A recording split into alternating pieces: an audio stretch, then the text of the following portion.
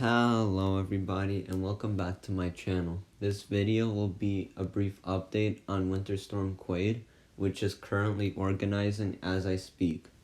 So before I get into the video, please consider liking and subscribing to this channel if you like weather related content, and I would greatly appreciate that. And let's get into the video. So this is the IR satellite. This is a satellite of the entire United States, and what you need to focus on is this over here. You might be wondering what this is. This is the beginnings of Winter Storm Quade. This is a piece of energy number 1, and then energy number 2 is over here, over Georgia and South Carolina. So what will happen is this piece of energy will come off the coast, and this will help. This piece of energy off the coast will phase with this piece of energy over here, and that will cause a very strong low to form off the coast and move up the coast and rapidly intensify. So you could see this a little clearer here. There's a piece of energy over Texas, and there's a piece of energy over the southeast. So these two are going to combine somewhere over here in the mid-Atlantic. They're going to combine into one storm, and this piece over here, this looks like it's more vigorous, but believe me, this piece over here over Florida right now will become the vigorous. That will be the main part of the storm. So let's move on to, I'm not going to be showing you the GFS model and the European model here, because now the storm the start of the storm is like 12 hours out. So I'm not going to be showing you, I'm going to be showing you the very short range models, such as the NAM, which we have over here, the NAM 12KM. And you could see it starts out with some snow over North Carolina, especially the higher elevations, and parts of Tennessee are going to be getting rain, and with the higher elevations should be getting snow. And it moves further northward here, and you could see places like such as southern Jersey, southwestern New Jersey, Delaware, they're gonna, if I go back a bit, they're gonna start out as rain but change over to snow. This process is known as dynamic cooling or evaporation cooling, and it's basically when the precipitation falls, it cools the atmosphere, and that's what's gonna be happening. You could see it changes over to snow. It starts as rain, like for example in New York City, and then watch this. Boom, changes over to snow. And here's the low pressure system, 997. There has been a trend over the past model run of the storm being further south, which is bad news if you live like interior portions of the Northeast. But it's sort of good news if you live along the coast. With the low pressure system being further south, that means there will be less rain mixing in the height of the storm. So could see continues, and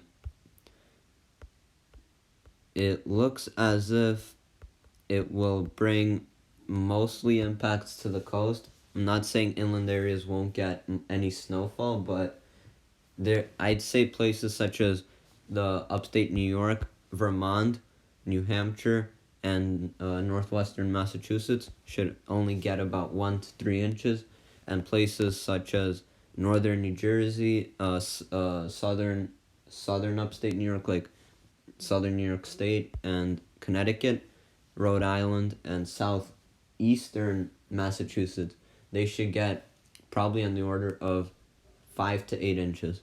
And places along the immediate coast, such as the Jersey Shore and southern Long Island, probably should only get 2 to 4 inches due to mixing problems, potentially. So this is a very narrow swath of high snow totals, and you could see this with the snowfall map here from the NAM. You could see there's 2 inches in upstate New York, and then you go here, you could see 5 inches along the I-95 corridor, and you go even further south along the Jersey Shore, 1 inch for the Jersey Shore, 2 inches for extreme southern New Jersey. So this is basically painting a picture of 1 to 5 inches. And you could go to southeastern Massachusetts, you could see some numbers here, localized 7 to 8 inches. If you go to the bullseye, probably will be in southeastern Massachusetts, and don't be surprised if you see 8 inches of snow in your backyard. Now let's check out the NAM 3 cam. This is extremely high resolution, and this will pinpoint each specific band, although I've noticed a trend with the NAM 3 cam, and if you're a snow lover along the coast of Long Island or in Massachusetts, you're not going to like this new run compared to the last run. See, this is sort of similar to the NAM 12 cam. However, look at this very heavy snow band, and it just doesn't reach the coast. It stays offshore. Watch this. If you live in Long Island, and this plays true, you're probably going to be very upset that you missed this. This snow band, these types of colors, that's probably at least 2 inches per hour. 2 inch per hour snow rates. Probably up to 4 or 5 inches per hour too, I wouldn't be surprised. And look, it just misses Long Island. It just clips the eastern end. And this would be pretty upsetting. If this snow band shifts further northwest by only like 50 miles, that would mean Long Island and Massachusetts would get way more snow than expected with this model. You could see, if you go to the last run, it had the band right over New York City into Connecticut into Massachusetts. So this is trended southeast this trended southeast by a lot, and that put the heavy band offshore, and it never comes on land. It just clips way eastern Long Island and way southeastern Massachusetts and Cape Cod.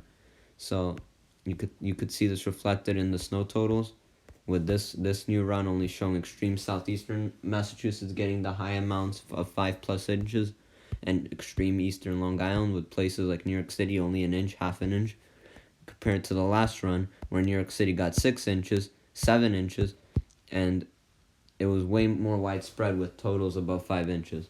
So if you want snow, you should probably not root for the NAM 12 3 cam. This is really this latest run is pretty upsetting for me and disappointing.